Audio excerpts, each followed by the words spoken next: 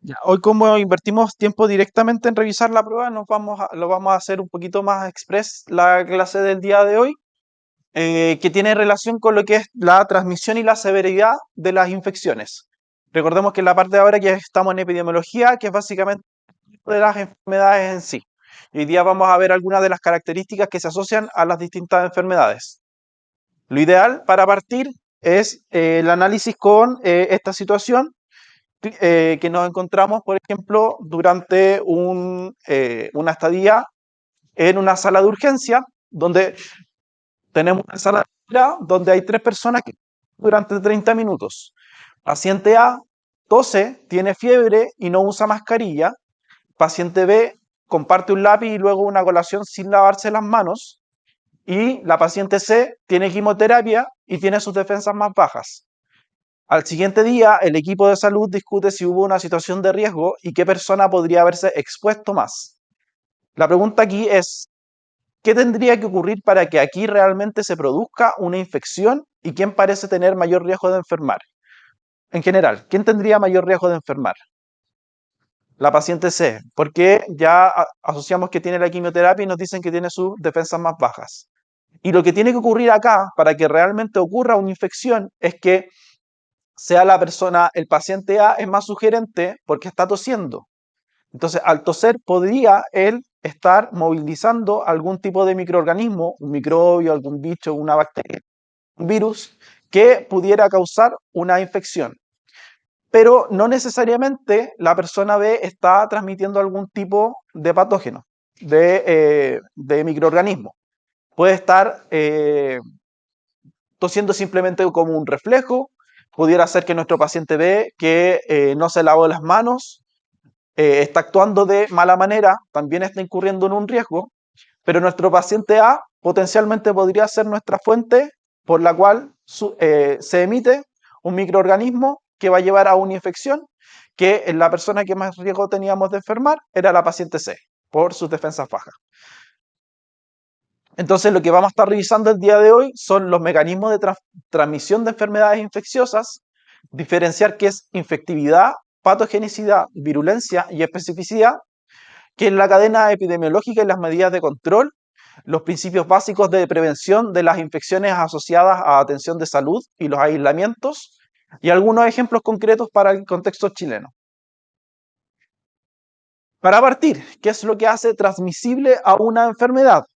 En general, en esta situación tiene que ocurrir un balance entre tres aspectos fundamentales que se llaman la triada epidemiológica. Chicos, algo que se llama la triada epidemiológica, que los tenemos acá.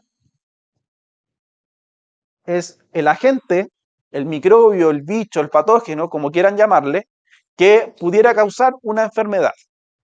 Para que se ocurra esta enfermedad, tiene que estar sí o sí presente. Ya lo habíamos conversado en la clase anterior. Por ejemplo, cuando teníamos la tuberculosis, sí o sí era una causa necesaria que estuviera presente el Mycobacterium tuberculosis para causar la enfermedad. Pero no podemos dejar de lado al huésped, y este huésped tiene la característica que tiene que ser una persona susceptible.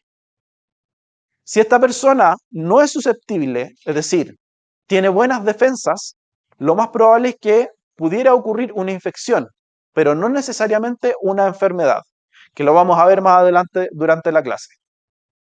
Y también se tiene que dar las situaciones correctas en el ambiente. Por ejemplo, que haya hacinamiento, que las personas vivan muy juntas, contextos de pobreza, contextos de mala alimentación. Todas ellas van a llevar a que se facilite el surgimiento de la enfermedad. Entonces, tiene que ser la interacción entre la triada epidemiológica, que es el agente, el huésped y el ambiente, para que ocurra la enfermedad. Si nosotros ya modificamos alguna de estas situaciones, alguno de estos elementos, por ejemplo, saneamos el ambiente, limpiamos con cloro, cloramos el agua, limpiamos el piso, limpiamos los muebles con desinfectante, lo más probable es que eliminemos a la gente y ya no vamos a tener una enfermedad infecciosa. Si al huésped lo alimentamos mejor, le damos vacunas, lo protegemos dentro de una burbuja, por ejemplo. Ya al huésped también lo podemos eliminar de nuestra triada epidemiológica y por lo tanto no va a estar ocurriendo una infección, aún estando estos otros dos presentes. O si en el medio ambiente, lo que yo les decía, modificamos las condiciones, le damos mejor alimentación, le ayudamos a que tenga una casa en donde tengan espacio suficiente para poder vivir, mejoramos sus condiciones socioeconómicas, también el ambiente disminuye como un potencial factor para el desarrollo de las enfermedades. Esto por lo menos para las enfermedades infecciosas, ¿ya? Que requieren un microbio para estar ocurriendo. No así, por ejemplo, para las enfermedades crónicas, que este triángulo no aplica tanto para ellas. Entonces, ¿qué características tienen esta triada epidemiológica? Es que inicialmente el agente es el microorganismo o el bicho necesario para que ocurra la enfermedad, pero es insuficiente por sí solo. O sea, por ejemplo, hoy día viene una persona acá que esté enferma con influenza y se ponga a toser y nos llene la sala con el virus de influenza suspendido en el aire. La mera presencia del virus no necesariamente va a llevar a que nos ocurra una infección y tampoco eso va a llevar a que ocurra la enfermedad. Lo más probable es que si viene la persona, se pone a toser, algunos de nosotros se enfermen con influenza y otros simplemente no les pase nada. Entonces, en sí, es insuficiente para causar la enfermedad. Por otro lado, tenemos al huésped, que yo les dije que tenía que ser, en este caso vamos a estar hablando de seres humanos, y que tiene que ser susceptible. ¿Qué quiere decir la susceptibilidad? Que tenga malas defensas, que sus barreras anatómicas como la piel, las mucosas, el tracto respiratorio, estén alteradas de una manera tal en que no funcionen como verdaderas defensas, sino que permitan que el microorganismo se pueda instalar, se pueda multiplicar y cause daño. Y esto está dado principalmente por la inmunidad, el estado inmunitario, la edad, nutrición, genética, entre algunos otros factores. Podríamos incluir también aquí dentro de las vacunas. Y el ambiente también empieza a influir con factores que ya pueden ser de carácter físico, por ejemplo el clima, la geografía, biológicos, la presencia de algunos insectos, entonces tenemos físicos, eh, clima, geografía, podemos hablar también de biológicos como insectos, por ejemplo, las mismas moscas van a estar dando circulación y nos van a poder transportar, si se paran en la basura, pueden transportar hacia los alimentos algunas bacterias. Dígame. Los vectores se asocian al ambiente. Y adicionalmente, los otros factores socioeconómicos, por ejemplo, pobreza, hacinamiento, malas condiciones de vivienda, entre otros, que van a facilitar que el huésped susceptible esté expuesto a la gente. Ninguno de ellos tiene que interpretarse de manera aislada. Tenemos que verlo siempre como un grupo de tres. Siempre para poder decir que va a ocurrir o potencialmente llega a ocurrir una enfermedad, tenemos que considerar a la gente, el huésped y el ambiente para poder hablar siquiera de una infección o que surja alguna enfermedad. No podemos analizarlo de manera aislada en el contexto de la epidemiología. Lo importante es que conociendo y sabiendo cómo se compone esta triada, ya podemos intervenir en distintos aspectos. Sobre la gente, por ejemplo, podemos eliminarlo si limpiamos con cloro las superficies de la casa. Sobre el huésped podemos mejorar su defensa si es que le damos vacunas, por ejemplo. O en el medio ambiente si es que disminuimos el hacinamiento y tienen mejores condiciones de vivienda o su estado de nutrición, por ejemplo. Entonces, lo importante es que no te eliminar a los tres o alterar a los tres. Ya modificando uno o una parte de uno, ya podemos hacer cambios suficientes para evitar que ocurra un proceso de enfermedad.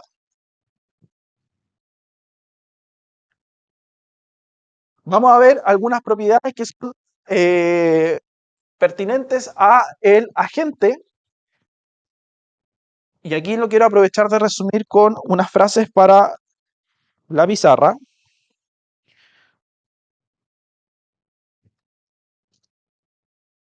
Esto sí quiero que se lo lleven de memoria. Patogenicidad. Estas son algunas características que va a tener el agente.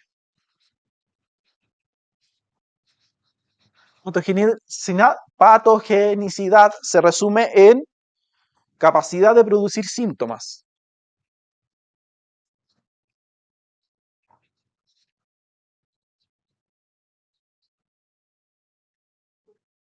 Y básicamente va a estar respondiendo, la pregunta que se asocia es, ¿quién desarrolla la enfermedad?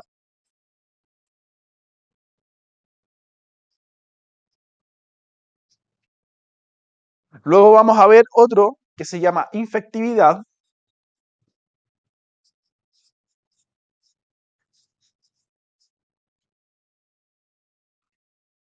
que es la capacidad de entrar y multiplicarse.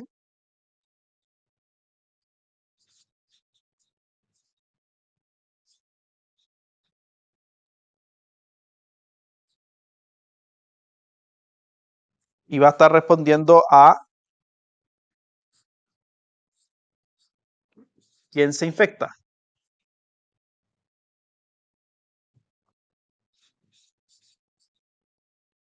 Y finalmente tenemos a la virulencia,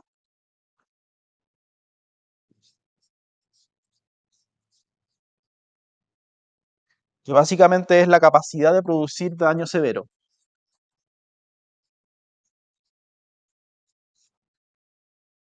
Daño severo o muerte.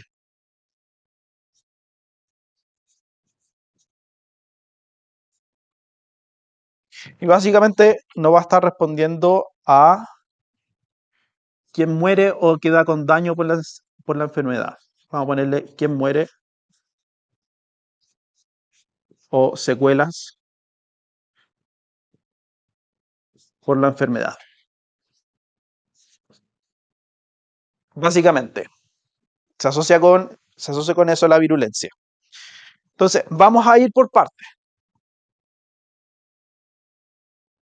Patogenicidad, perdón, infectividad. Yo partí con patogenicidad acá. Vamos a partir con lo primero, infectividad, que habla de la capacidad del microorganismo. De aquí en adelante, para temas prácticos, le voy a decir el microbio. Habla de la capacidad que tiene el microbio para poder llegar a un tejido y poder alojarse en él. Eso es la infectividad. La definición más formal es la capacidad del agente infeccioso para entrar, establecerse y multiplicarse en el huésped.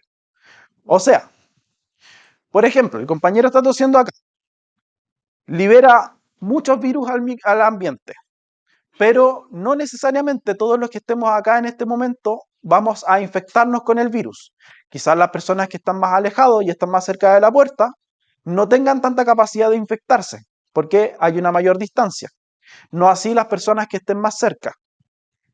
Infectarse está dado principalmente por el hecho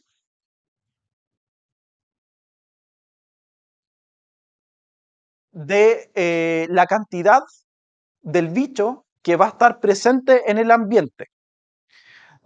Hay virus que tienen la capacidad, por ejemplo, de tener una alta infectividad teniendo bajas cantidades del bicho presente en el medio ambiente. Entonces decimos que tiene una dosis infectiva relativamente baja. Necesitamos muy poquito de ese virus para que nos enfermemos, para quedar infectados. O sea, que entre, se establezca y se multiplique. Y hay otros, por ejemplo, como el virus de el sarampión, que requieren mayor cantidad para poder infectar, entrar, establecerse y multiplicarse dentro de una persona. Dígame.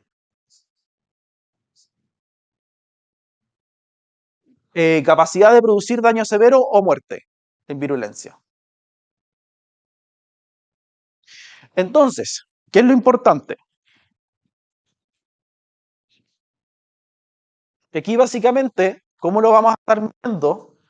De todas las personas que están expuestas, ¿cuántas de ellas se enferman? Entonces es una proporción entre el número de infectados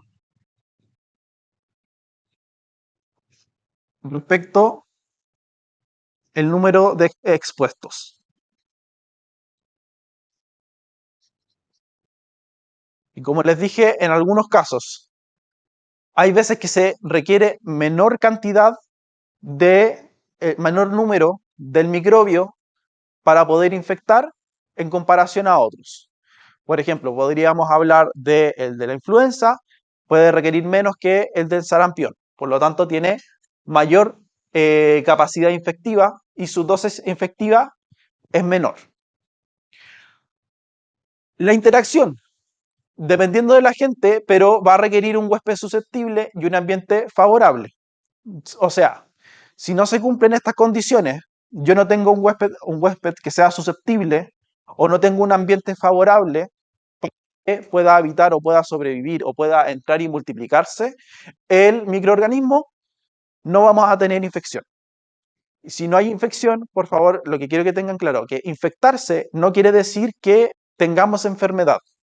Uno puede estar infectado con algún virus en particular, por ejemplo, influenza. Necesariamente la persona va a desarrollar la enfermedad de la influenza. ¿Qué quiero decir? Tener el microbio no siempre va a implicar que desarrollemos la enfermedad del microbio. Algunas personas, por sus condiciones biológicas, van a poder tener la enfermedad. ¿Qué va a ocurrir generalmente? Que esto es como un iceberg.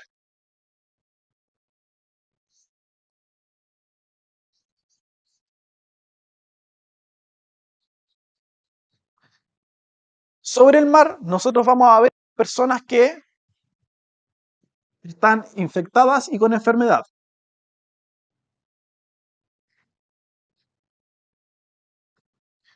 Y generalmente, bajo el agua, lo que no estamos viendo van a ser a los que estén infectados, pero sin la enfermedad.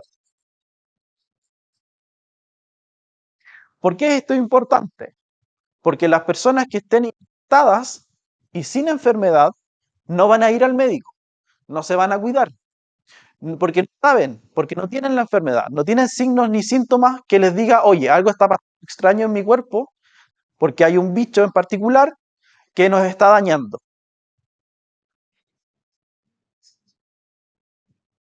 No, lo que está ya es el iceberg de la infectividad, que básicamente que lo que vemos en el día a día, lo que van a ver en la clínica o en el hospital cuando vayan a sus rotaciones, es que van a ver a las personas que están acá, sobre el mar. La punta del iceberg van a ver. Van a ver los que están infectados y que tienen la enfermedad. Pero por debajo van a quedar todos los que están infectados pero no tienen la enfermedad. Y aún así son un riesgo para la salud pública. ¿Por qué? Por ejemplo, si ustedes hubieran salido durante la pandemia, no hubieran ocupado mascarilla, hubieran tomado el metro, hubieran tocado los pasamanos y hubieran llegado a la casa y que dentro suyo está el virus establecido y multiplicándose. Ustedes se hubieran puesto mascarilla para andar después dentro de la casa si viven con los papás, por ejemplo.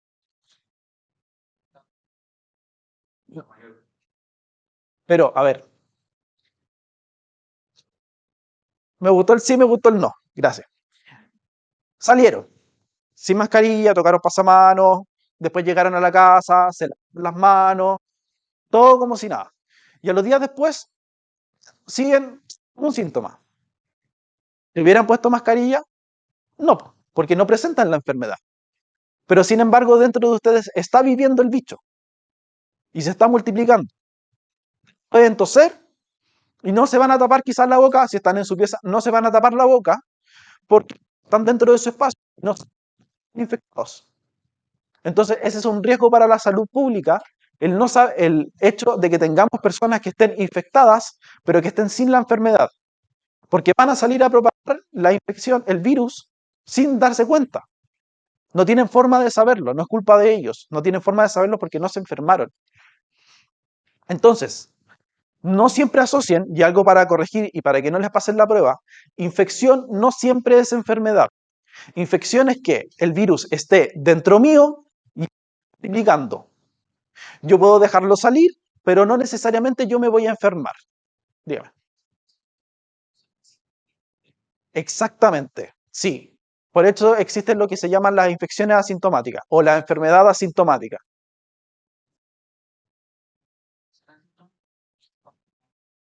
En este caso, si estamos hablando de enfermedades infecciosas, infección asintomática.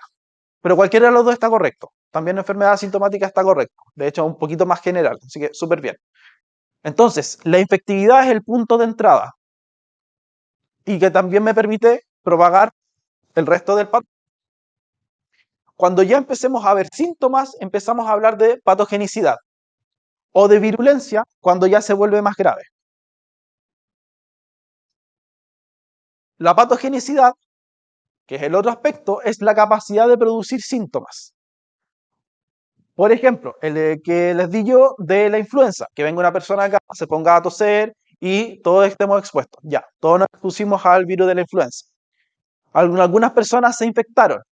Dentro de ese grupo de personas que se infectó, va a haber un grupo de ellas que se va a enfermar generando la enfermedad. O sea, van a presentar síntomas, dolor de cuerpo, escalofrío, terciana, aviso. Eso que estamos viendo, que se produzcan los síntomas, se llama patogenicidad. Y eso también, ¿cómo se mide? La proporción de los individuos que estén infectados que hayan desarrollado la enfermedad respecto de todos que estuvieron infectados. Y eso es lo que les mencionaba con la diapositiva anterior, que muchos infectados van a cursar de manera asintomática o clínica. Son personas que tienen la enfermedad, están infectados, pero que no desarrollan ningún tipo de síntoma. Por lo tanto, si no desarrollan algún tipo de síntoma, van a continuar su vida de manera normal, pero pudiendo propagar el virus o bacteria por su ambiente. Que aparezcan los síntomas va a depender de contextos biológicos, inmunidad, genética y nutricional del huésped. ¿Por qué? Imaginemos yo y una, no me Diáspora, que tuvo hace un par de años un accidente, está más en revisión conmigo, que yo soy relativamente sano. Si los dos estamos expuestos al virus de la influenza y los dos nos infectamos, es decir, en los dos queda el virus más presente, el virus queda presente y se puede multiplicar, es más probable que en mi tía se generen síntomas, es mayor de edad, puede que esté con déficit nutricional, por ejemplo. Me costó que se fuera a poner la vacuna contra la influenza, pero se fue a vacunar, los dos estamos vacunados por suerte, pero supongamos que no, que ella no se puso con la vacuna de la influenza. Va a tener mayor probabilidad de desarrollar la enfermedad. Y ese desarrollo de la enfermedad es lo que llamamos patogenicidad, que se presenten los síntomas. Yo, por ejemplo, podría también enfermarme, también podría tener la influenza, pero si yo no presento síntomas, va a ser asintomático. Y yo voy a ir feliz de la vida, voy a andar sin mascarilla por todas partes, voy a venir a hacerles clases, les voy a hablar fuerte y voy a empezar a propagar el virus de la influenza por todos los ambientes en que esté. No lo hago de manera intencional, sino que yo no sé que estoy infectado y que adicionalmente estoy enfermo, porque no tengo ninguno de los síntomas. Entonces, lo importante es que la infectividad es entrar y multiplicarse y la patogenicidad es producir síntomas, mientras que la virulencia es que se generen casos graves o potencialmente fatales. Entonces, este gráfico lo que intenta demostrar es que podemos tener dentro del organismo situaciones que vamos a ver a nivel celular y otras que los vamos a poder ver a nivel clínico. Entonces, por ejemplo, si nosotros entramos en contacto con un virus, pero este pasa por el lado de nosotros y no nos infecta, es que tuvimos una exposición, pero no hubo adherencia o entrada a la célula. El caso que les di yo de no infectarse con el virus de la influenza. Hubo una exposición sin infección. Y todo esto queda en el marco de la enfermedad subclínica o por debajo del cambio visible a nivel celular. Podemos tener otro nivel un poquito más arriba, en el cual hay exposición y el virus entró a alguna célula y la infectó.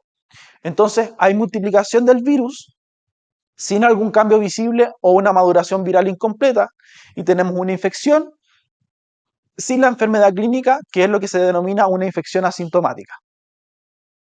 Pasando a otro nivel, que ya nos infectamos y adicionalmente el virus empieza a alterar a la célula, la transforma, lleva a que no funcione bien, podemos tener dos niveles de estadio con la enfermedad clínica. Una generalmente pudiera ser como lo que nos causa la influenza en sí. Hablemos de población joven en general de los que estamos acá adentro, o población adulta, ya tirando hacia más ancianos, que una influenza puede ser grave y en algunos casos puede llegar a incluso ser letal.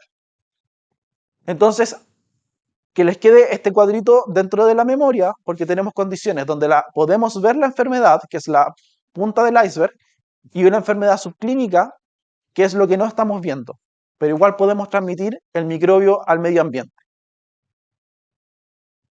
Virulencia y especificidad son otra de las características de los agentes. La virulencia hace referencia a cuántas personas quedan con una secuela grave o potencialmente mueren por causa de la enfermedad que causó el microbio, dentro de quienes ya están infectados o enfermos. Mientras que, por otra parte, la especificidad es lo mismo que tropismo. La especificidad va a ser hacia qué tipo de huésped se dirige. Por ejemplo, el virus que causa la leucemia felina infecta solamente entre, ¿cierto? No pasa del gato hacia el hombre, sino que se mantiene dentro de los gatos. Ese virus tiene un tropismo por los gatos. Mientras que, por ejemplo, el virus del VIH se mueve entre los humanos. Generalmente no pasa hacia los animales, no pasa hacia el gato necesariamente, porque el gato tiene su propio virus de la inmunodeficiencia. Entonces, el del VIH entre humanos tiene tropismo por humanos. Eso es uno. Y la otra especificidad va a ser sobre qué tejido va a ir a alojarse el virus o el microbio, para hablar más en general, y va a ir a causar daño. Por ejemplo, el virus de la hepatitis tiene preferencia, tiene tropismo por el tejido hepático, por el hígado. Es por eso que vemos daño en el hígado y no vemos daño, por ejemplo, en los nervios o en los músculos. ¿Por qué? Porque el virus prefiere ese sitio, el hígado, para ir a multiplicarse y causar daño. Eso es lo que hablamos con especificidad y tropismo, que puede ser a nivel del huésped, que se dé solamente hacia una especie o alguna especie en particular, o que se dé hacia algún tejido dentro del cuerpo del huésped, sea el hígado, sean los pulmones. Por ejemplo, el COVID atacaba a los pulmones principalmente. No se iba y se saltaba, por ejemplo, a los riñones. No iba a hacer un daño. Tiene un tropismo o una especificidad por el tejido pulmonar. El virus de la hepatitis tiene tropismo o especificidad hacia el tejido hepático. Entonces, ¿qué es lo que tenemos para hacer un continuo? Tenemos la patogenicidad, que son los infectados que pasan a estar enfermos, la infectividad, que va a ser de los expuestos que pasan a infectados, y la virulencia, perdón, aquí era al revés. Era primero la infectividad, después la patogenicidad y después la virulencia. Vienen en cadena. Aquí, ¿cómo podemos medir la virulencia? La letalidad. Pero ojo, letalidad no es lo mismo que virulencia. ¿Por qué? En letalidad consideramos a quienes tienen un daño severo y adicionalmente mueren. En la letalidad, por eso dice aproximarnos, en la letalidad acá contábamos solo el número de muertos por la enfermedad respecto de el total de enfermos. ¿Qué le está faltando a este recuento? Las personas que quedan con un daño severo o con secuelas. Por eso es una aproximación, no son lo mismo, ¿ya? Virulencia, consideramos a los que nos quedan con secuelas o mueren. En realidad estamos solamente contando a los que mueren por la enfermedad respecto al total de enfermos. Se nos olvida, no consideramos a las personas que quedan con alguna secuela grave.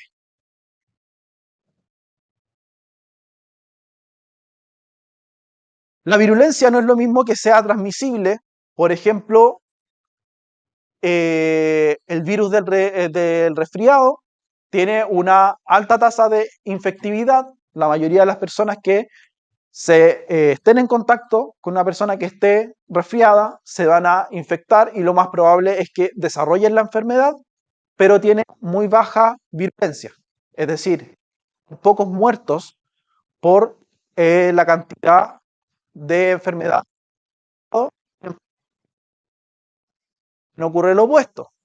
Por ejemplo, el virus de la rabia, que generalmente lo vemos asociado a los perros que no tienen hogar o a los murciélagos, por ejemplo, tiene una baja capacidad de transmitirse entre los humanos o directamente desde el animal hacia el humano.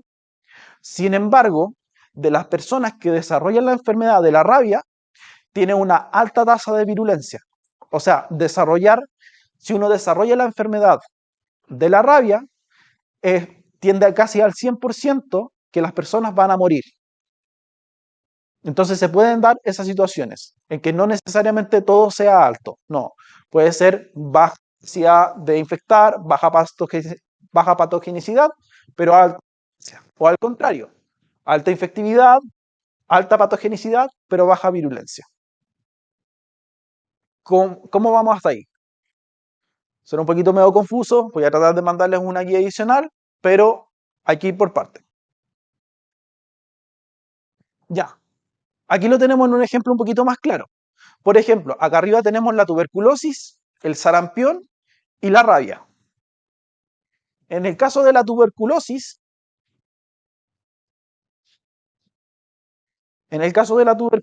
¿qué tenemos? Que la mayoría de los casos vamos a tener infecciones que van a ser asintomáticas. Van a ser personas que se infectaron, desarrollan la enfermedad, pero no tienen ningún tipo de síntoma. Y luego lo siguen las personas que tienen una infección de carácter leve. O sea, que desarrollan síntomas, pero de carácter leve. No les complican el día a día. Y fíjense que muy poquitos llegan a ser mortales. En cambio, en el sarampión tenemos que se va a infectar un gran porcentaje de personas, pero la cantidad de infecciones va a tender a ser más moderada. Y de nuevo va a ser poquita la mortalidad y la letalidad asociada a esta infección. Mientras que acá, en el virus de la rabia, yo les dije, baja capacidad de transmitir, baja capacidad de infectar, no lo hace, la mayoría de las infecciones que ocurren son mortales. Tiene una alta virulencia. Para que vean distintos casos con distintas características. Esto lo íbamos a hacer como grupo, pero en temas de tiempo, como nos pusimos a revisar la prueba, analizar y comparar el comportamiento epidemiológico de las siguientes tres agentes: resfrío común, rabia y lepra. De estos tres, ¿cuál de ustedes creen que va a ser el más infectivo?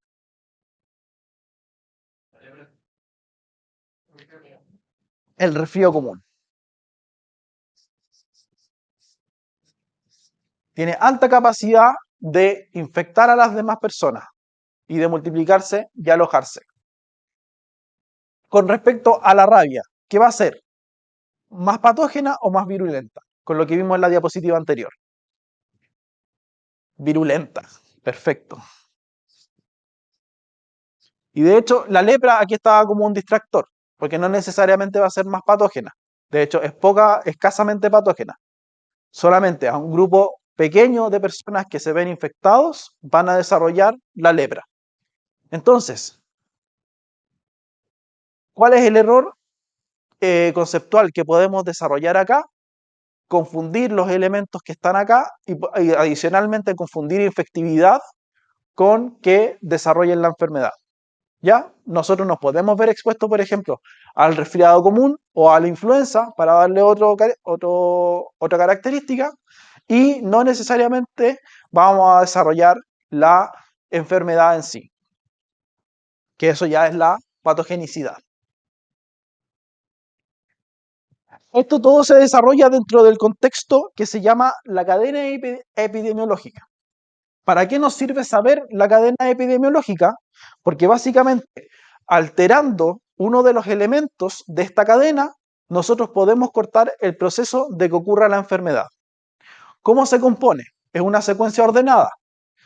Partimos del agente causal, el microbio, en este caso, el reservorio, que va a ser el lugar donde este bicho vive, se multiplica, puede ser un humano, puede ser un animal o puede ser un charco de agua, la tierra.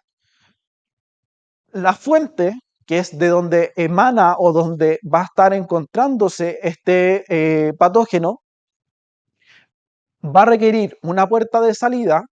Por ejemplo, si hablamos de la salmonela generalmente sus reservorios son las aves de corral, especialmente las gallinas, y la fuente, por ejemplo, va a estar haciendo los huevos que quedan contaminados con las heces al momento de ir a recoger los huevos. Pero la puerta de salida para la salmonela y para que nosotros nos enfermemos con salmonelosis generalmente es la comida. Es a través de este que sería el mecanismo de transmisión.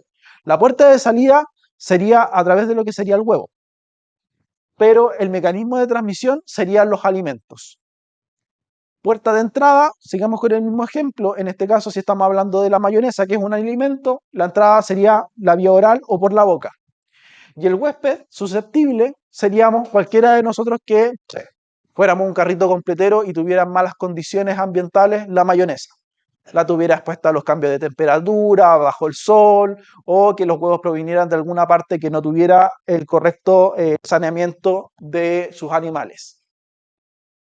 Entonces, para que exista contagio y para que se desarrolle la enfermedad, tienen que estar presentes estos 6 elementos, que se les dice eslabones. Eslabones son como las partecitas de una cadena, y se conecten de forma ininterrumpida para que ocurra la enfermedad.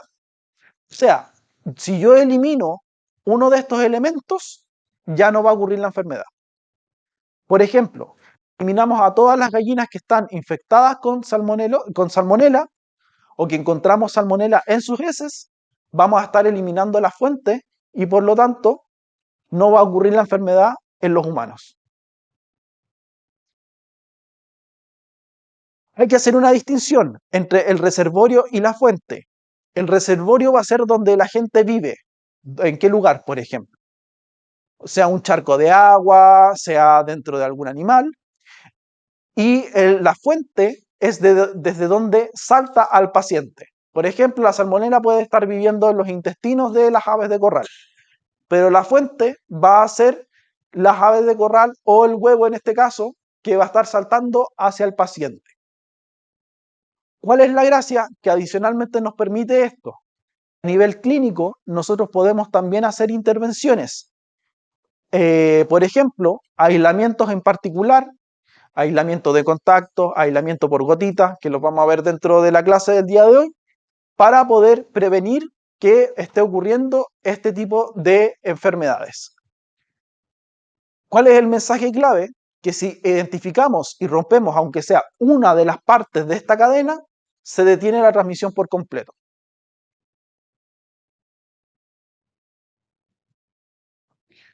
¿Qué hora es?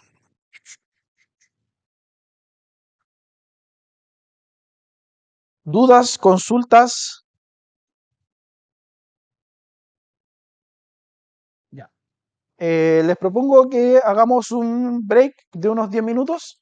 No vamos, todavía no vamos a alcanzar a ver por completo la clase, pero para que descansen, se despejen y vuelvan y seguimos y alcanzamos a ver hasta dónde lleguemos. ¿Ya? Eso, 10 minutos desde ahora.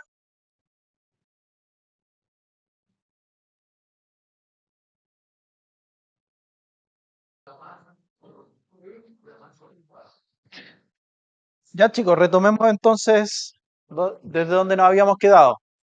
Lo que quiero que les quede y se lleven bien claro es que, resumiendo lo que vimos anteriormente, la virulencia no es lo mismo que la infectividad. La virulencia era la capacidad de generar secuelas graves o la muerte, mientras que la infectividad era la capacidad de alojarse, multiplicarse en un organismo de algún patógeno. Por ejemplo, la rabia tiene un bajo nivel de infectividad, pero tiene un alto nivel de virulencia. O sea, se transmite poco hacia los humanos y entre los humanos, muy poco, pero tiene una alta tasa de virulencia. O sea, si uno se infecta con el virus de la rabia y desarrolla la enfermedad de la rabia, lo más probable es que muera a causa de la infección de la rabia. Luego es que si una enfermedad frecuente no necesariamente es igual a una enfermedad grave. Por ejemplo, lo que ocurre con el resfriado. Es una enfermedad súper frecuente, ya sea principalmente en el invierno, pero también se da en otras épocas del año, pero no necesariamente es una enfermedad grave. La mayoría de las personas no se muere por un resfriado. Un resfriado mal cuidado quizás, pero por un resfriado por sí solo, no. Y lo otro es que, para que no lo confunda con la clase anterior, la patogenicidad es distinto a la incidencia. La incidencia, cuando lo veíamos como indicador, eran los casos nuevos de una enfermedad respecto al total de la población sana.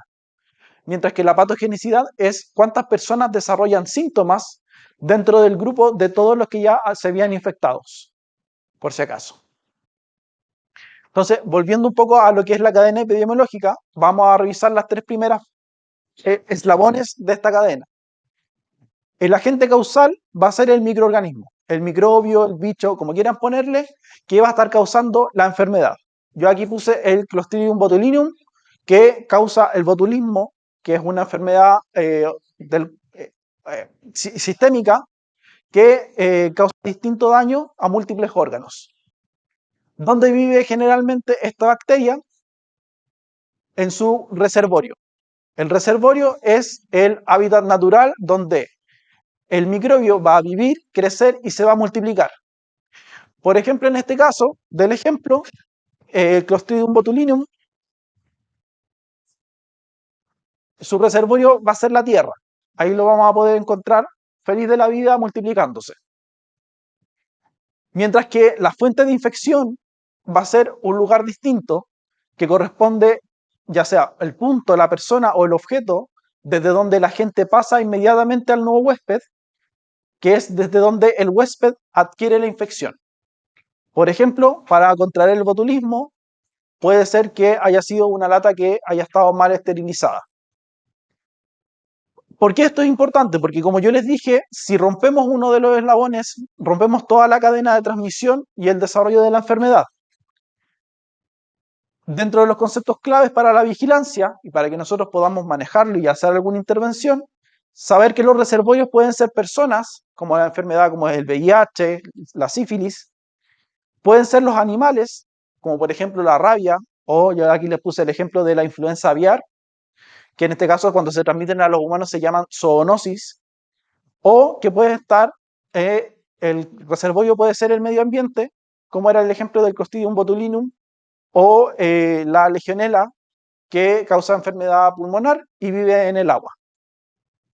Lo otro importante que ya habíamos comentado un poco, que un portador asintomático es una de las fuentes de infección más peligrosas a la comunidad porque va a estar diseminando el microbio, el agente causal, sin saber que está efectivamente transmitiéndolo. Y identificar el origen exacto del microorganismo puede orientar a que tomemos medidas al respecto para poder modificar y cortar la línea de transmisión.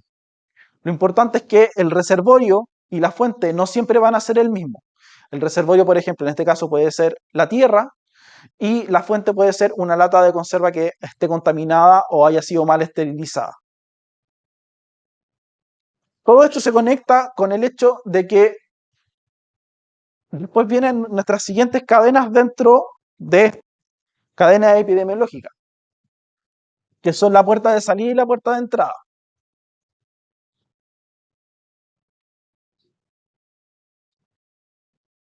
Puerta de salida y puerta de entrada nos vamos a estar refiriendo a los que son vías anatómicas. O sea, por qué partes del cuerpo va a estar saliendo y por qué parte del cuerpo va a estar entrando. Generalmente, la de salida va a ser por donde la gente abandona el reservorio. Por ejemplo, en el caso de la salmonela, la vía de salida van a ser las heces, o sea, las fecas, la caquita de las aves de corral. Puede ser también el tracto respiratorio, cuando tenemos una enfermedad respiratoria como la influenza. O puede ser en algunos casos la sangre, como por ejemplo cuando se transmite desde la embarazada al feto en gestación o en el caso de que hayan transfusiones sanguíneas. Mientras que la puerta de entrada va a ser la vía de ingreso hacia el nuevo huésped. Por el caso, algunas veces la vía de salida puede coincidir con la vía de entrada. Por ejemplo, el caso del resfriado o de la influenza, generalmente las enfermedades respiratorias. Salen por la vía respiratoria e ingresan también por la vía respiratoria. Aquí el ejemplo más clásico, la influenza, el resfriado, pero también tenemos otras vías, por ejemplo, la digestiva, a través de la vía oral, nos vamos a estar haciendo la entrada a este agente causal. También la vía genitourinaria, la piel o las mucosas cuando hayan especialmente secreciones o la piel esté expuesta y dañada. Y la sangre que yo les había comentado, que puede ser a través de vía parenteral, que es cuando la mamá tiene a su feto en gestación y transmite sin saberlo a algún agente patógeno, o pueden ser vectores, que los vectores se definen como agentes que están presentes en el medio ambiente que pueden transmitir la enfermedad. Por ejemplo, el mosquito que contiene la malaria es un vector. No sé si también han escuchado de la vinchuca, que es un bichito que se podía encontrar antiguamente en las casas de adobe, que transmite la enfermedad de Chagas.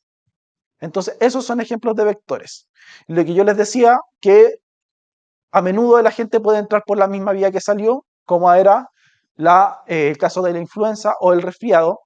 Y también tenemos algunas veces que cambia, como la ruta fecal-oral, en que por ejemplo, la salmonela salía desde las heces, infectaba el huevo y por las manos mal lavadas o los alimentos contaminados se podía llevar hacia la mayonesa, por ejemplo, que es el más clásico, y nosotros al ingerirla a través de la boca nos podemos contagiar con salmonela y tener salmonelosis. ¿Qué nos va a permitir esto? Saber todo esto es tomar acciones preventivas, ya que podemos instalar medidas de prevención. Por ejemplo, para la influenza podríamos estar ocupando mascarillas quirúrgicas que nos permitan disminuir que haya tanto una vía de salida, como la persona enferma con influenza emita más partículas virales, o para los que están todavía sanos, evitar que ingrese el virus a través de la vía respiratoria, ya que tenemos presente la mascarilla. El uso de guantes, por ejemplo, para un dentista que vaya a atender a algún paciente y entre en contacto con la vía oral y especialmente la mucosa. El uso de apósitos y también el lavado de manos. Lo importante es que no confundan estas puertas, que son vías anatómicas, partes del cuerpo, con el mecanismo de transmisión, porque el mecanismo de transmisión va a ser el vehículo que va a estar utilizando el patógeno para poder cruzar de una puerta hacia otra. Luego tenemos entonces las vías de transmisión a las cuales va a poder ocurrir la infectividad del agente causal. En el que podemos tener dos tipos de vías de transmisión. La transmisión directa, que en este caso es como que el virus o el agente causal quisiera pasarse a la casa del vecino. Son casas pareadas, piensen en eso, y quiere pasarse a la casa del vecino. Va a tener que buscar obviamente la puerta para poder salir y idealmente alguna ventana abierta o alguna puerta abierta para poder entrar. Pero el contacto va a ser directo. No va a requerir tomar un bus, tomar una micro para poder llegar hacia su nuevo destino. Entonces, aquí tenemos una transferencia inmediata y que es directa, sin que pasen por usar vehículos o algún tipo de vector. No va a requerir el agua, no va a requerir alimentos, no va a requerir insectos para llevar al contagio. Y generalmente esto está dado porque hay una distancia que es bastante pequeña y bastante corta entre la fuente de infección y el huésped susceptible. ¿Qué me va a permitir a nivel hospitalario? Definir lo que es el aislamiento por contacto y el aislamiento por gotitas, que lo vamos a ver a continuación. ¿Cuáles son los tipos de transmisión directa? Por ejemplo, el contacto físico cercano, el contacto piel a piel o, por ejemplo, los besos, que está la enfermedad de la mononucleosis, que también se le conoce como la enfermedad del beso, que se transmite por besos. Tenemos la transmisión sexual, que generalmente está dado por el contacto entre mucosas, especialmente las mucosas genitourinarias. Por ejemplo, la enfermedad de sífilis, la gonorrea, el VIH, se transmiten a través de esta vía, manera directa y transmisión sexual.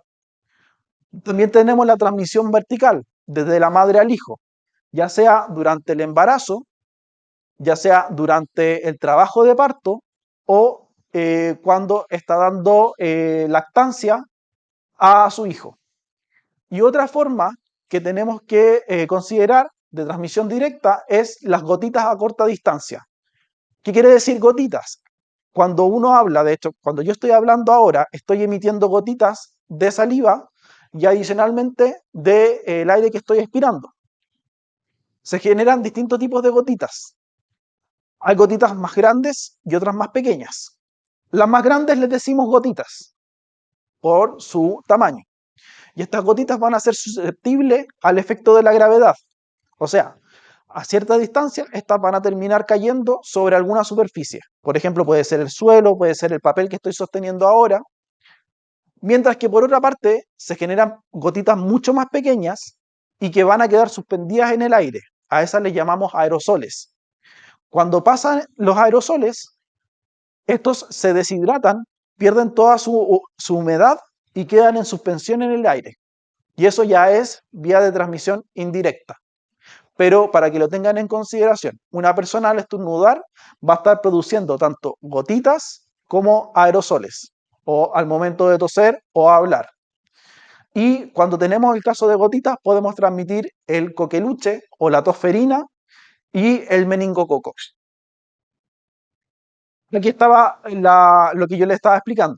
Las gotitas van a ser grandes y van a caer rápidamente y se consideran como transmisión directa. Los aerosoles, que van a flotar en el aire y se pueden flotar por largas distancias, se consideran transmisión indirecta. Y con ello, sabiendo cómo se transmiten, nosotros podemos tomar medidas de prevención. Por ejemplo, el lavado de manos, cuando hay contacto físico cercano, el uso de preservativos para el caso de la transmisión sexual. En el caso de la transmisión vertical, por ejemplo, sería hacer una profilaxis antes del parto o dar algún sustitutivo de la leche materna. Y las gotitas podría ser el uso de mascarillas. Aquí tenemos distintos ejemplos: contacto físico, contacto sexual, vertical desde la madre al hijo, y las gotitas, que son las que caen a corta distancia de las personas, para que no la confundan con las que permanecen en suspensión, que son los aerosoles. Y la transmisión indirecta es cualquier forma en que el patógeno sale desde la puerta de salida para llegar a la puerta de entrada, tiene que utilizar un intermediario o un soporte para poder llegar al nuevo huésped susceptible. ¿Qué va a haber? Aquí sí hay distancia y hay tiempo que ocurre entre el contagio. Por ejemplo, que nosotros estemos en esta sala, produzcamos aerosoles y después venga una persona, ocupe este espacio y se contagie, se infecte y adicionalmente presente la enfermedad. Puede ser una transmisión indirecta por los aerosoles que nosotros dejamos al hacer uso de esta sala. Por eso es que hace unos par de años atrás, cuando estábamos saliendo de la pandemia, venían y rociaban el lisoform o cualquier tipo de aerosol para poder, entre comillas, limpiar el espacio.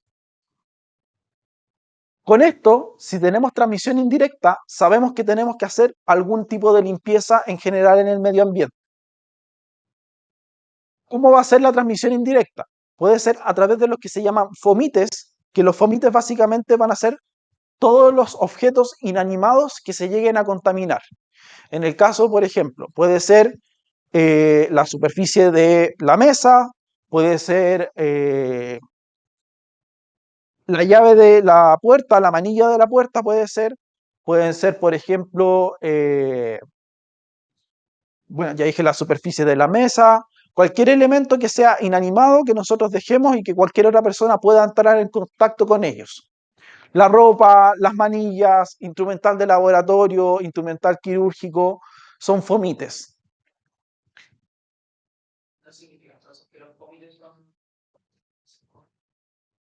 No, porque sobre ellos va a estar quedando y lo va a estar ocupando como vehículo de transporte, como mecanismo de transmisión, más que sea reservorio. Reservorio es donde viven y crecen y la fuente es el punto de origen desde donde sale el patógeno.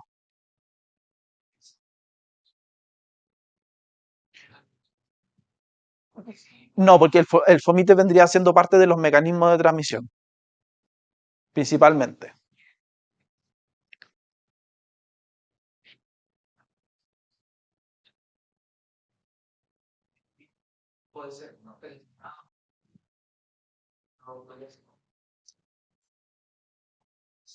Ya.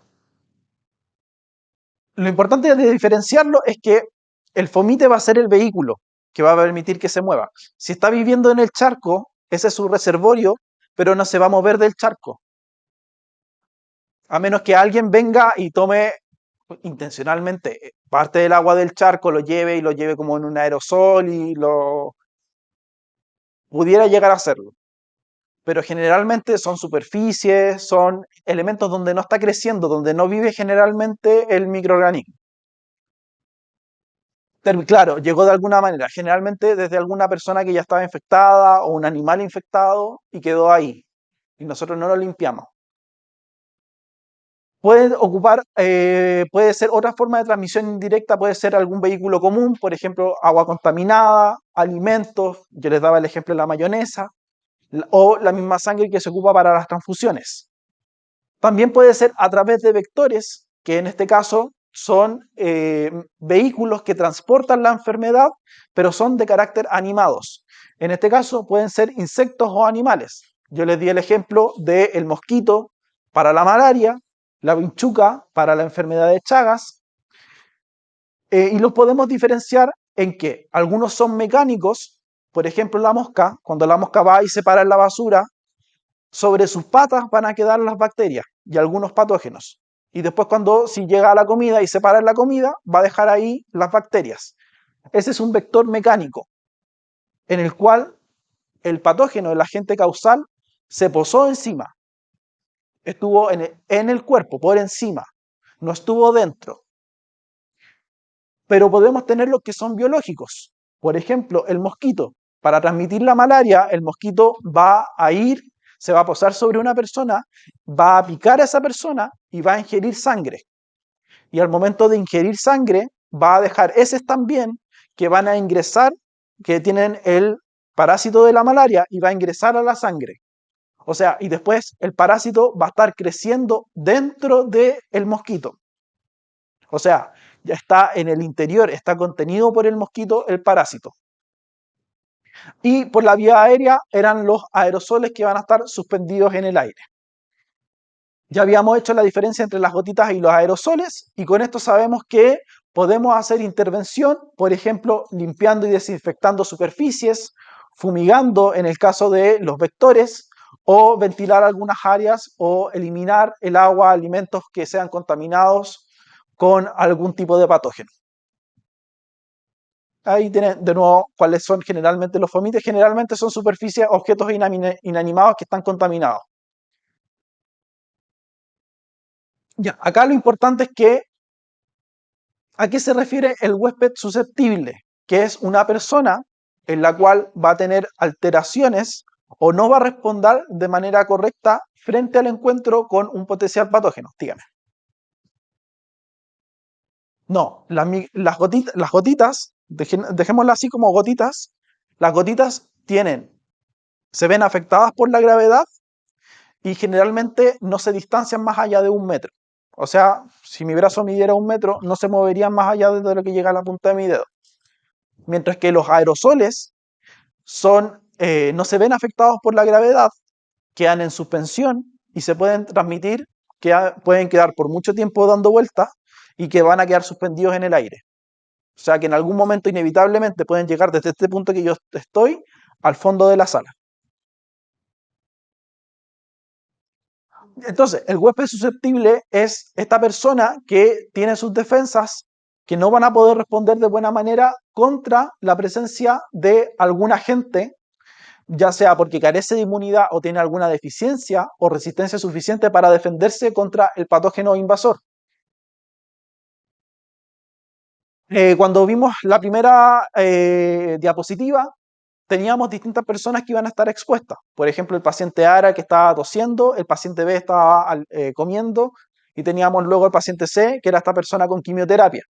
Entonces, pueden estar expuestas al mismo riesgo, pero no necesariamente van a tener la misma probabilidad de enfermar.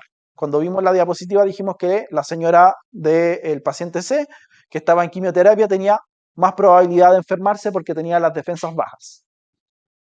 Entonces, el riesgo en sí no es democrático. Y el pronóstico va a depender del huésped porque el grado de vulnerabilidad que tenga también se va a asociar con si la infección es asintomática, leve, más grave o incluso pueda llegar a ser fatal.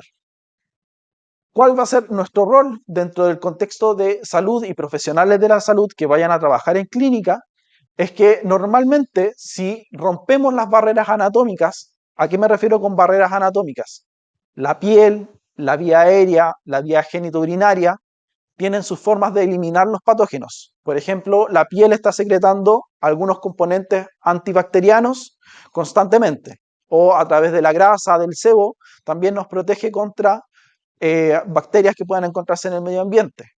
La vía respiratoria, al momento de toser o estornudar, moviliza todo el aire hacia afuera, por lo tanto nos ayuda y nos protege contra algún tipo de microbio que nos pudiera infectar. Y la vía genitourinaria es que al momento de orinar, por la micción y la fricción, se mueve todas las bacterias que puedan estar en el tracto urinario y se eliminan. Entonces, cuando nosotros estamos en contexto de salud y vemos, por ejemplo, a una persona conectada a un ventilador mecánico, todo que es la protección de la vía aérea, el toser, se va a estar eliminando. ¿Por qué? Porque no va a tener la capacidad de poder hacer el movimiento de toser y poder eliminar esas posibles bacterias que le vayan a causar una enfermedad. Entonces, ¿qué factores van a aumentar la susceptibilidad? Las edades extremas. Siempre los más pequeños y los más viejitos son los que tienen menor capacidad de montar una respuesta inmune. Algunas faltas de vacuna o inmunidad previa. Cuando las personas salían sin vacunarse, tenían mayor posibilidad de contagiarse con algún tipo de virus o si no se han encontrado previamente con la enfermedad, también. Cuando hayan enfermedades crónicas, diabetes, hipertensión, también los va a hacer más susceptibles.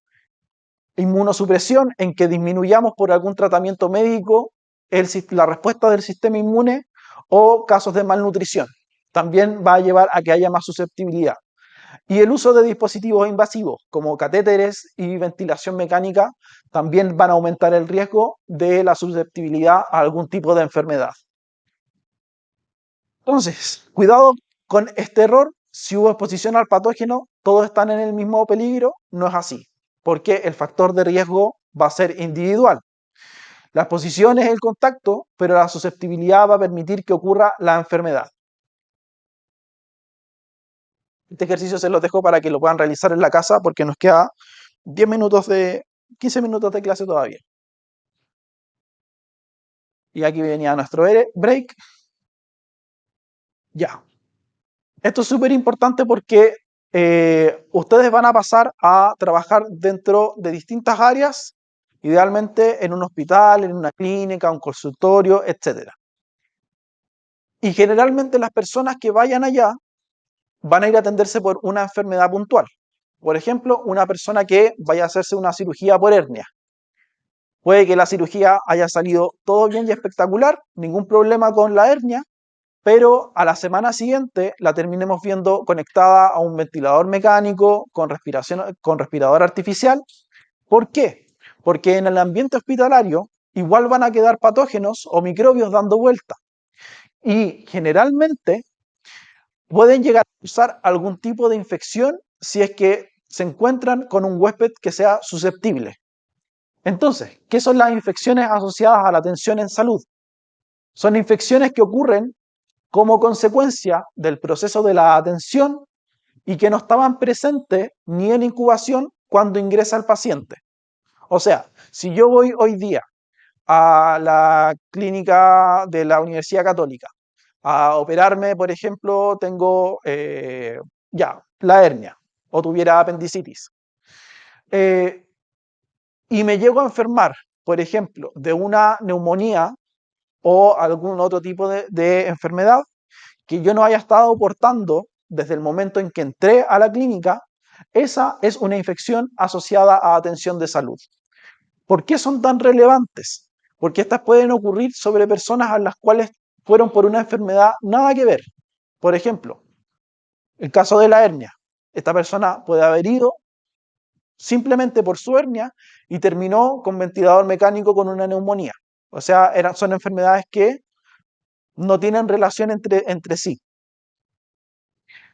Va a estar impactando porque van a aumentar la morbilidad, que es la tasa de enfermedades, la letalidad potencialmente, nos pueden aumentar el número de muertos.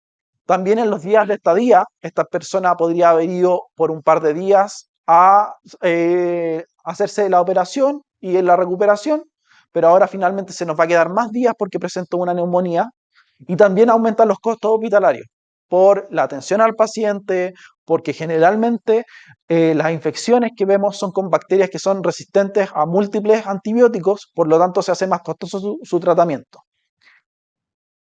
¿Son evitables? Sí, son totalmente evitables. De hecho, entre un 5 y un 15% de las personas que van a la atención en salud se contagian con algún tipo de infección de este tipo. Y son un indicador crítico de la calidad asistencial y las medidas de prevención.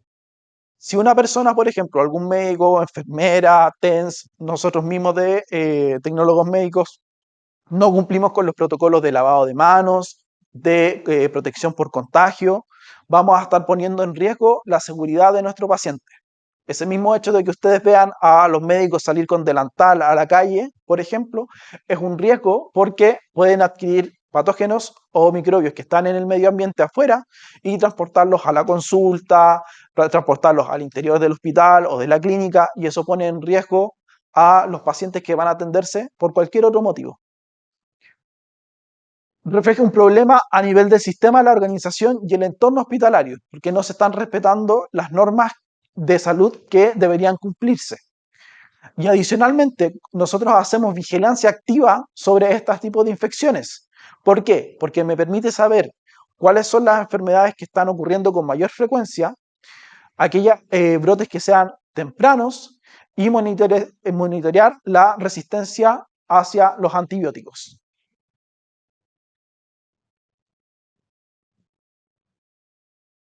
Dentro de los factores de riesgo de aquellos que se asocian con mayor nivel de poder producir una enfermedad es el uso de los dispositivos invasivos,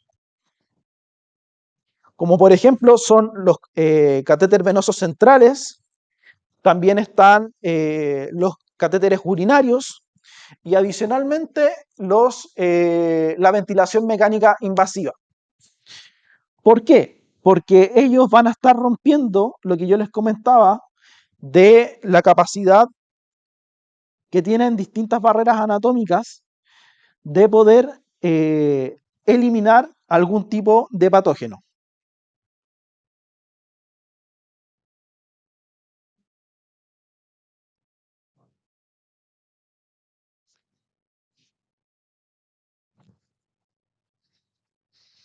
Entonces, ¿qué va a ocurrir?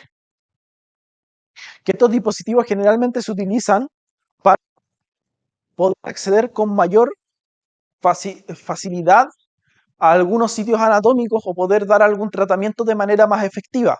Por ejemplo, cuando nosotros ocupamos un catéter venoso central, nos acercamos bastante a alguna vía sanguínea para poder hacer mejor un tratamiento. Pero al mismo tiempo van a estar rompiendo barreras que son naturales. Por ejemplo, en el caso del catéter, la piel, en el caso del urinario, la fricción, el movimiento que se hace por el acto de orinar, y en la ventilación mecánica, todo lo que es el reflejo de toser. Y van a estar dando acceso a zonas que son estériles, la sangre, la vejiga y los pulmones. Si bien se necesitan para el tratamiento, el riesgo va a ser acumulativo. Mientras más días uno lleva ocupando un dispositivo invasivo, mayor va a ser el riesgo de presentar una infección asociada a atención en salud, porque aumenta la probabilidad de colonización, que venga una bacteria, se aloje y empiece a crecer y también acceda a estos distintos sitios del cuerpo. Y esto nos van a permitir, estos dispositivos van a ser puntos en los cuales nosotros vamos a ir a hacer foco especialmente para la vigilancia epidemiológica. ¿Por qué? Porque estas personas van a tener más riesgo de desarrollar alguna de las IAs que les comenté anteriormente. Entonces, ¿cuáles van a ser los elementos dispositivos críticos para la vigilancia? El catéter venoso central, que me puede dar una infección del torrente sanguíneo, los catéteres urinarios permanentes, que pueden dar una infección del tracto urinario, y la ventilación mecánica invasiva, que me puede dar una neumonía asociada a este tipo de ventilación. Por lo tanto, a medida que uno ocupa el tiempo, uno ocupa este dispositivo, mayor riesgo va a haber, se va a ir acumulando con los días, y su uso debe reevaluarse constantemente. Si ya el paciente no lo requiere, hacer retiro del dispositivo. ¿Por qué? Porque es una posible fuente de donde puede enfermarse. En el caso de nuestro Programa Nacional para el Control de las Infecciones, que se va a caracterizar porque es un sistema de vigilancia epidemiológica organizado para ir a buscar distintos tipos de enfermedades. Dígame.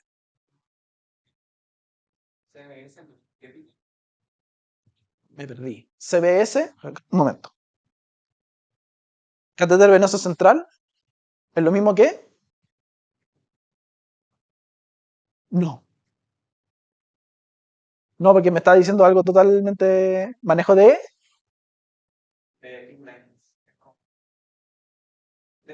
Ya.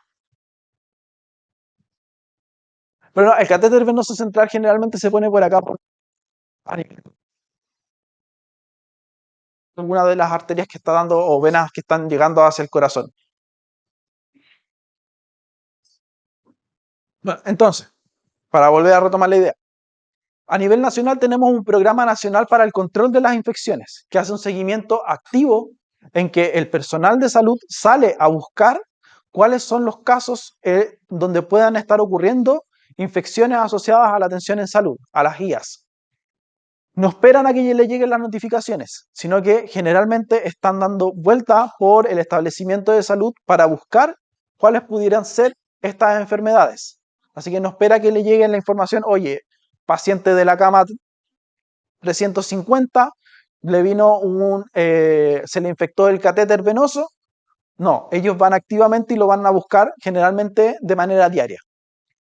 Es selectiva, ¿por qué? Porque va a seleccionar principalmente a los pacientes que tengan procedimientos críticos o tengan factores de riesgo. Estas mismas personas que porten algún dispositivo invasivo, o personas con alguna inmunosupresión, pacientes oncológicos que tengan sus defensas más comprometidas. Y va a ser de carácter sistémico y continuo porque está estandarizado, existen protocolos establecidos y se va a estar realizando durante todo el año. Independiente de si las personas salen de vacaciones o hay feriados, siempre se va a estar realizando. ¿Lo encontró?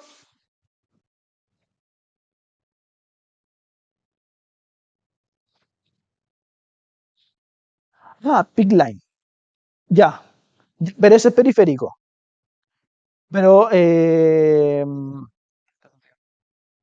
no, justo van parecidos. Sí, cualquier tipo de catéter que esté rompiendo, por ejemplo, en este caso la piel, es un dispositivo que se puede llegar a colonizar por alguna bacteria principalmente, y puede ser foco de alguna infección y alguna enfermedad a la larga. Entonces, este programa a nivel nacional permite conocer las tasas habituales, la endemia, de cuántos niveles van a ser lo que están rondando de los patógenos a nivel de nuestra población y nos va a permitir detectar brotes cuando se nos escapa de las medias o medianas que nosotros estemos utilizando para poder hacer caracterización de este tipo de enfermedades. Adicionalmente, me va a permitir monitorizar la microbiología y la resistencia a los antibióticos que estén teniendo estos patógenos y evaluar la efectividad que tengan las medidas preventivas que nosotros vayamos implementando dentro de nuestro sistema de salud. Lo importante es que esto no es simplemente recopilar y incluir información en un Excel o en un libro, sino que es tener información para poder tomar acciones al respecto. Y de esto vienen todo lo que son las precauciones de estándar que van a ser la base para controlar las infecciones. Principalmente es el uso de elementos de protección personal, pecheras, el uso de guantes, el uso de mascarillas. Y lo principal es la higiene de manos, que es la forma transversal, más económica, con mayor efectividad y una de las más importantes en la medicina actualmente para evitar la propagación de infecciones. El otro es el uso de los elementos de protección personal y los cuidados del manejo de elementos cortopunzantes, la higiene respiratoria y desinfectar los entornos. Por eso, cuando ustedes vayan después a hacer sus pasantías, se van a dar cuenta que al momento de que, por ejemplo, van a tomar una muestra de sangre o tienen que inyectar algún contraste, la aguja se deja en un contenedor especial que permite que no se pueda acceder a estos elementos cortopunzantes.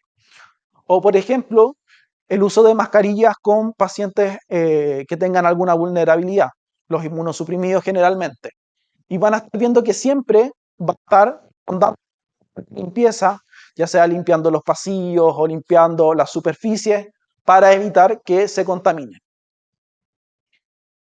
Estos elementos me los voy a saltar porque son elementos que se consideran, estará la explicación de cómo hacer un correcto lavado de manos, se los dejo para que lo revisen en la casa. Y los tipos de aislamiento que vamos a tener. El primer tipo es evitar el contacto, porque, por ejemplo, aquí puede haber, podemos evitar la transmisión directa de piel a piel o indirecta a través de los fomites y superficies contaminadas, principalmente con el uso de guantes, pecheras y mascarillas.